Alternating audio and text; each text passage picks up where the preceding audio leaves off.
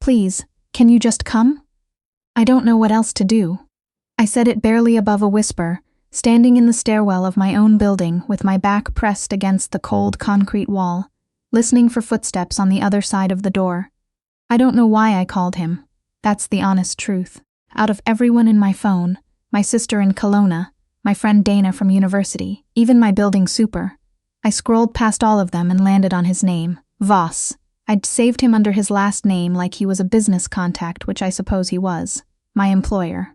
The man who signed my paychecks.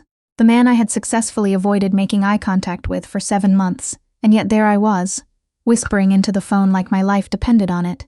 Because maybe it did. His voice came through the line after exactly 1 ring, not 2, not 3. 1. Where are you? Not what's wrong, not who is this. Just where. Like my answer was the only variable he needed, I told him the address. I heard movement on his end, something shifting, a door. He said, "Stay on the line," and I did. I stood in that stairwell for 11 minutes holding the phone to my ear, listening to the sound of him breathing, of a car starting, of the city at night. I didn't say anything else. He didn't either. It was the strangest 11 minutes of my life, and somehow they were also the safest I'd felt in months. My name is Faye, and I need you to understand something before I tell you the rest of this story. I am not a woman who calls for help. I grew up the oldest of 4 in a house in Sudbury, where my mother worked nights at the hospital, and my dad did his best, which some weeks was pretty good, and other weeks meant frozen dinners and permission slips he forgot to sign. I learned early that if you want something done, you do it yourself. If you're scared, you breathe through it. If something is wrong, you fix it quietly, because falling apart is expensive, and we couldn't afford it. I carried that with me when I moved to Toronto at 22 with a suitcase and a plan. A business administration degree, a shared apartment in the annex with 2 roommates I found on Kijiji, and a job at a staffing agency that placed me in a series of progressively less terrible office environments until, at 26, I landed at Voss Capital Group. The title was executive assistant. The reality was that I ran the daily operations of a man who barely spoke, moved through the office like weather, and had a reputation so severe that the woman who trained me, a very composed person named Helen who had clearly seen things, told me, without blinking, "Don't take it personally. He's not warm. He's not going to be warm. Just be good at your job and he'll leave you alone." I was very good at my job. He left me alone. It was fine. His name was Cian Voss. Pronounced Kian, which I got wrong twice in my first week, out loud in front of people, until his assistant from the London office corrected me with the particular cruelty of someone who'd been waiting for exactly that opportunity. Cian. Irish name, Canadian man, built the company from nothing by 34 and was now 38, and spoke to people in complete, precise sentences that left no room for misinterpretation. He was not unkind. He was simply economic. Words were currency, he spent carefully. I respected that, actually. It made him easy to work with in a way. No mixed signals, no games, no standing in the break room, wondering what he meant by the way he said good morning. He was clear. I was efficient. 7 months passed without incident, and then there was Mitchell. I'd been with Mitchell for 2 years before I took the job at Voss Capital. He was the kind of man who was very charming in social settings and very different at home, and it took me an embarrassingly long time to understand that the gap between those 2 versions of him wasn't something I could close if I just tried harder. He had a habit of going through my phone. He'd frame it as curiosity, just looking at your photos, babe. And then I'd find things moved, messages read, a screenshot he'd taken of a conversation with my coworker that he'd then question me about, calmly, systematically, like he was presenting evidence. He never raised his voice. Mitchell believed raised voices were for people who lacked self-control. He preferred the quiet kind of control, which is harder to name and harder to leave. I left twice before I left for good. The first time, I stayed at Dana's for a week and then went back, because he said the right things, and I wanted to believe them. The second time, I put a deposit on my own apartment. A 1-bedroom in Leslieville, nothing fancy, radiator heat, and a balcony that fit exactly 1 folding chair, and I told him it was over, and I meant it, and I changed my number. He found the new number within 3 weeks. I don't know how. I never asked. By the time I was working for Cian Voss, Mitchell and I had been done for 8 months. Legally, completely, fully done. But Mitchell had a different understanding of the word done, and the calls had started again, and then the showing up. Not at my apartment, not yet, but at places I mentioned in passing. The coffee shop I liked, the gym near my office. Once, at a fundraiser for a children's hospital that I was attending on behalf of Voss Capital, he appeared in a room full of people I worked with. And he smiled at me like we were old friends, and I smiled back because I didn't know what else to do with 100 witnesses in the room. I didn't tell anyone at work. What would I say? I was trying so hard to be competent, professional, unremarkable in the best possible way. The woman who could handle anything, the assistant who never needed help. And then one Tuesday in November, Mitchell showed up at my apartment. It was just after 9 at night. I'd worked late, Sion had a call with investors in Zurich, and I stayed to take notes, and I'd stopped at the Sobeys on Queen for groceries, and I was standing in my kitchen putting things away when the buzzing started. My intercom, long and insistent. I didn't answer. I stood very still next to the counter holding a bag of frozen edamame, and I waited to see if he'd stop. He didn't stop. He buzzed 4 more times, and then my phone rang, his name on the screen, and I let it ring out, and then the intercom again, and then silence. I made pasta. I watched television. I told myself he was gone. At 10:15, I heard the door to my floor open. He had gotten in through the main entrance somehow. I don't know. A neighbor who thought nothing of holding the door, probably. It's Toronto. People are polite in ways that don't account for situations like this one. And he knew my unit number because he'd picked me up here before. Back when things between us were something I still called a relationship. He knocked. He said my name. Twice, then 3 times, his voice very steady and very reasonable. The voice he used when he wanted something and knew that patience would get it for him. I went to the stairwell. I don't know why. I think I just needed to not be on the other side of a door from him. I needed concrete walls. I needed to be somewhere he wasn't.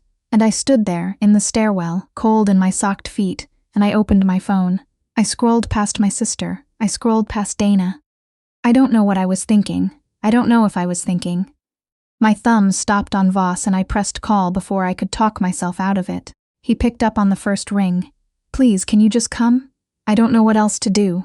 I said it before he said anything.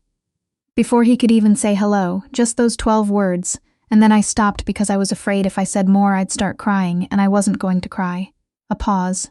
Very brief. And then, where are you? Sion arrived in 23 minutes. I know because I was counting seconds by then, which is what I do when I'm frightened, but I'm not going to let myself be frightened. You count things. Cracks in the wall. Steps on the staircase. Seconds. He came through the stairwell door from below.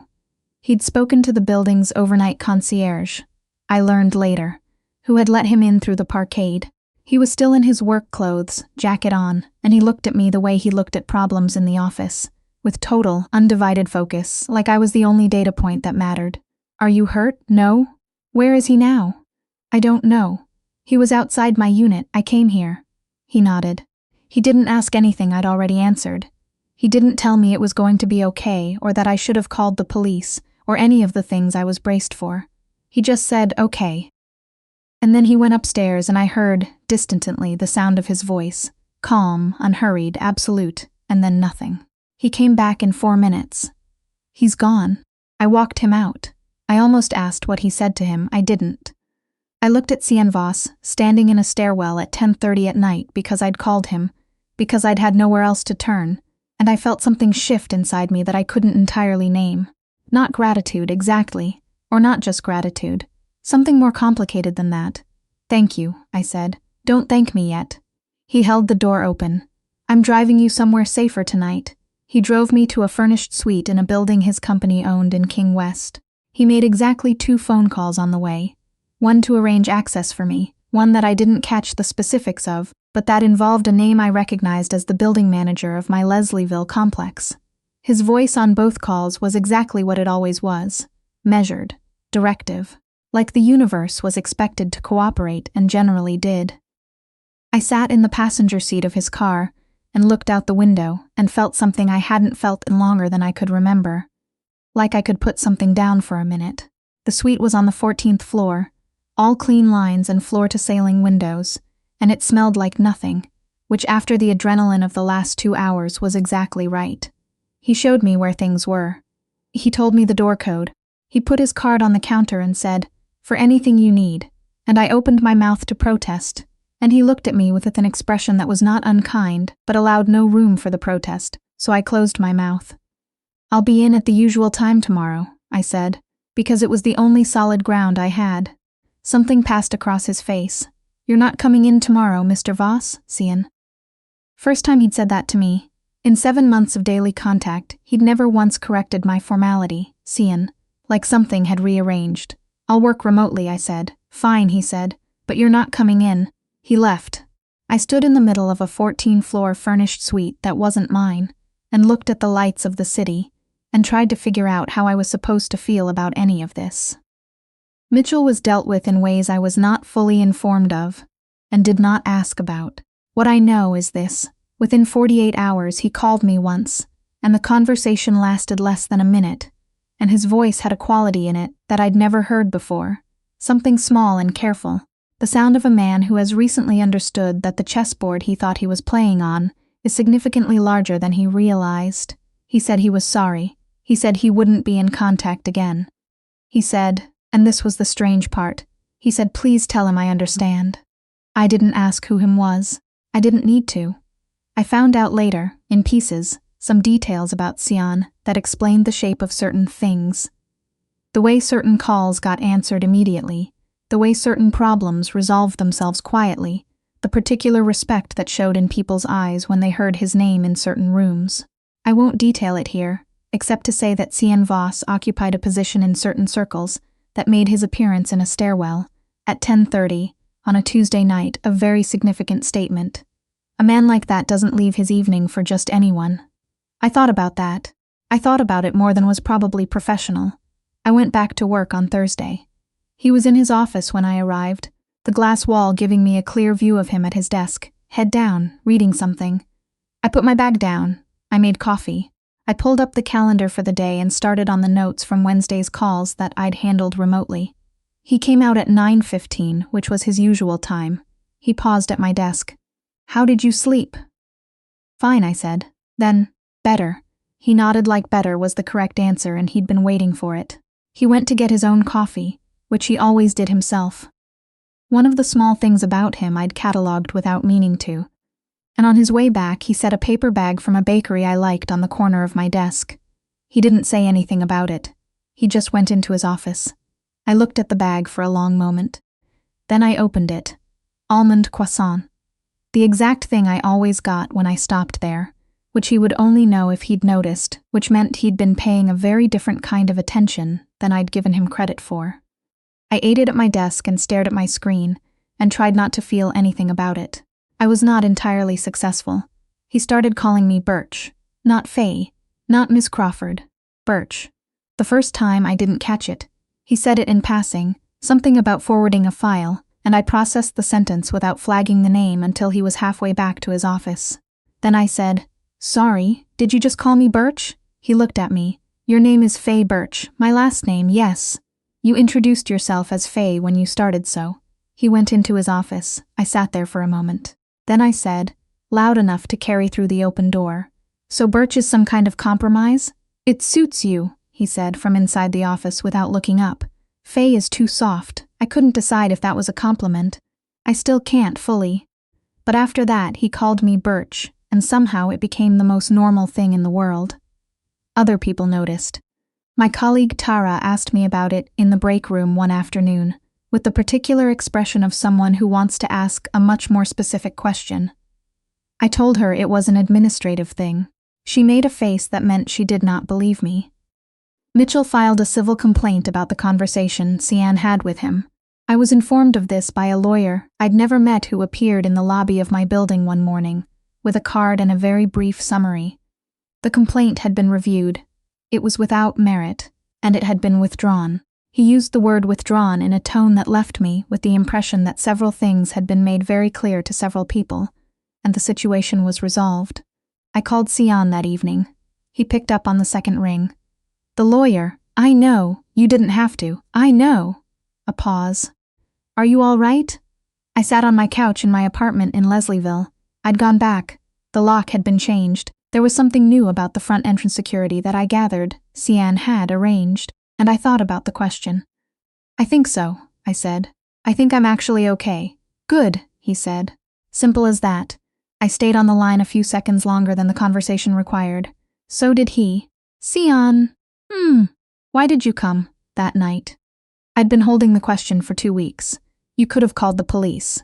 You could have told me to call the police. You could have done a lot of things that weren't driving across the city at 10:30 on a Tuesday. A long pause, not uncomfortable. Just considered. You called me, he said finally. Out of everyone you could have called. You called me. Another pause. I didn't think that was something I should ignore. I didn't know what to say to that. I said goodnight. He said goodnight. I sat on my couch for a long time after that, holding the phone in my lap. The months that followed were not a romance. I want to be clear about that. They were something quieter and stranger, and in some ways more difficult. They were me learning to sleep without listening for sounds at the door, learning to walk to the Sobeys at night without checking behind me, learning to open my phone and see no messages and feel relief instead of that sick, tight wondering about why he hadn't texted yet and what that meant and what I'd done. They were also, quietly, Cian. He didn't push. He was constitutionally incapable of pushing, I think. It wasn't in his language. But he was there, in the accumulated weight of small things, the bakery bag. The way he angled his chair when I was presenting something, fully toward me, like I was the only presentation. The evening he found me working late on a pitch deck, and sat down across from me without a word, and started reviewing the section I hadn't gotten to yet, handing it back an hour later, with clean, precise notes in the margins.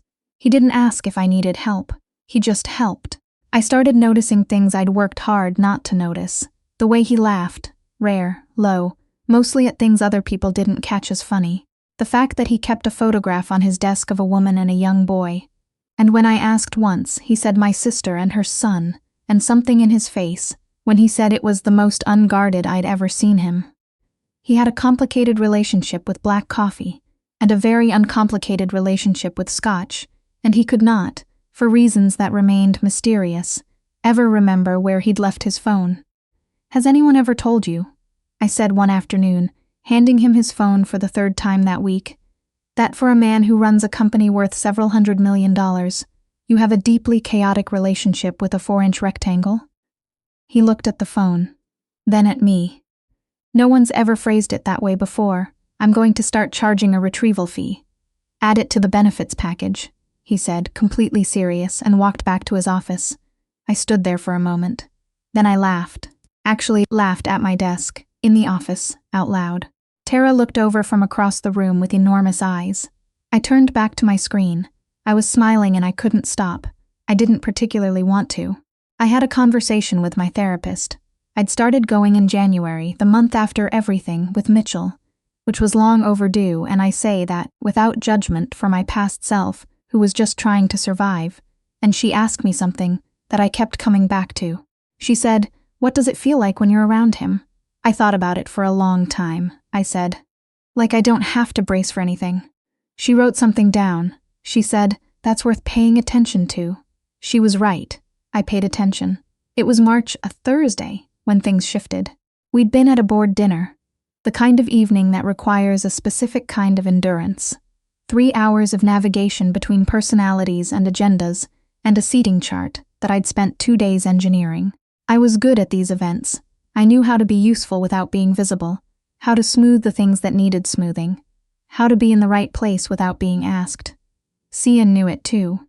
He'd told me once, very directly in the way he told me things, "You're the best person I've had in this role. I want you to know that." And then he moved on, because he was Cian and he didn't dwell. We took the same car back. It was a company car, a driver, and we sat on opposite sides of the back seat as we always did. The city moved past the windows. It was raining. "You handled Davies well tonight," he said. Davies was a board member who had the particular quality of being very important and very difficult simultaneously. "He just needs to feel like he's the smartest person in the room," I said. So I asked him questions I already knew the answers to. Cian was quiet for a moment. "That's a very specific skill, 7 years of office environments." "No," he said. "Not everyone learns it. Most people just avoid him, a beat. You don't avoid things." I looked over at him. In the ambient light of the passing street lamps, his face was half in shadow, and he was looking at me with that expression I'd started to recognize. Not quite unreadable, not anymore, once you'd learned his frequency. Steady. Specific. Like the thing he was looking at mattered. I used to, I said, avoid things. Truthful more than I'd intended. I know, he said. Simply, like he'd watched the whole process. I supposed he had. The car stopped at my building. I gathered my things, and before I opened the door I said, not knowing quite why I was saying it, "Cian, do you want to come up? I think I have that scotch you left last time." He'd brought a bottle once for a working dinner at mine, and we'd worked and then talked, and he'd left the bottle, and neither of us had mentioned it since. He looked at me for a long moment. "Yes," he said. "No calculation in it. Just the answer." We went up. We had the scotch. We talked until 2 in the morning, about things that had nothing to do with the company. My family, a place in County Clare he'd been once, that he described with more words than I'd heard him use about anything else. A bakery I wanted to open someday, just for the pleasure of the idea. At one point I was laughing so hard at a story about his nephew that I had to set my glass down. He watched me laugh, he was smiling, and there was something in his expression that I recognized from a question I'd been carrying for months. Is this what I think it is? It was. He left at 2. At the door he paused, like he was considering something. "Birch, I'd like to take you to dinner. Not a work dinner." He said it in the same tone he used for everything. Direct, unambiguous, offering no room for misinterpretation. I looked at him. I thought about what my therapist said, about bracing, about not having to. "Yes," I said. He nodded once. He looked like a man who has received the correct answer but is also, underneath all that composure, genuinely pleased. It was a good look on him. "Saturday," he said. "Saturday," I agreed. He left. I closed the door and stood in my hallway in the quiet of my apartment and felt something that took me a moment to name. Peace. Uncomplicated, unearned peace, the kind I hadn't known I was missing until I had it. That was 8 months ago. I'm telling you this story because I've been asked, by Dana, by my sister in Kelowna, who calls every Sunday and asks increasingly pointed questions, by Tara at the office, who has earned the truth through sheer patience. I've been asked what changed, what turned the page. And the honest answer is that there was no single dramatic moment. Or rather, the dramatic moment was the beginning. The stairwell, the one ring, the 12 words I said into a phone to a man who shouldn't have come but did. Everything after that was slower, quieter. Real, I suppose, is the word I'm looking for. I'm still his assistant. We talked about that, directly, because neither of us is built for avoidance, and we agreed on what it meant, and what it didn't mean, and what the boundaries were, and then we hired a second assistant, which has mostly resolved any ambiguity. And also means I'm not the one who has to find his phone anymore, which is genuinely Kieran's problem now, and I feel about that only relief. He still calls me Birch. In private sometimes. When it's just the two of us, he says it differently than he does anywhere else. Lower, like something meant only for me. The first time I noticed the difference I didn't say anything, just filed it away in the collection of things I catalog without meaning to. I have told him he can call me Faye. He said Faye was too soft. I said he wasn't allowed to have opinions about my name. He said it was too late, and brought me a coffee exactly as I like it. And the matter was settled in the way most things between us are settled, imperfectly and satisfactorily at the same time. My sister asked me once if I was scared. Not of him, she clarified. She'd met him by then at Christmas dinner and had spent the first 20 minutes looking at him like a person reviewing evidence, and the last 2 hours talking to him about jazz, which neither my sister nor I knew he cared about. Not scared of him, just scared. I told her. A little. Sometimes. The good kind. She said she understood that. She said that was probably right. I think she was right. I've learned things this year that I couldn't have learned any other way. That leaving is not the hard part. The hard part is what comes after, the rebuilding, the months of relearning your own instincts and testing what you trust. That healing is not linear, and therapy is worth every session, and it's okay to not be fine immediately, just because the danger is gone. And I've learned that being cared for is not the same as being managed, and that the difference is something you feel in your chest, quiet and certain. The moment someone treats your fear like something worth showing up for. He came on the first ring. He asked where I was before he asked anything else. He didn't tell me to calm down or to call the police, or that it would be okay. He just came. I don't know if I would have called him if I'd been thinking clearly. Probably not. The version of me from before that night was too carefully composed to call her employer from a stairwell at 10 in the evening. But that version of me was also alone in ways she didn't have words for yet, holding everything at arm's length and calling it competence. I'm glad I wasn't thinking clearly that night. Some things need you to run out of options before they can begin.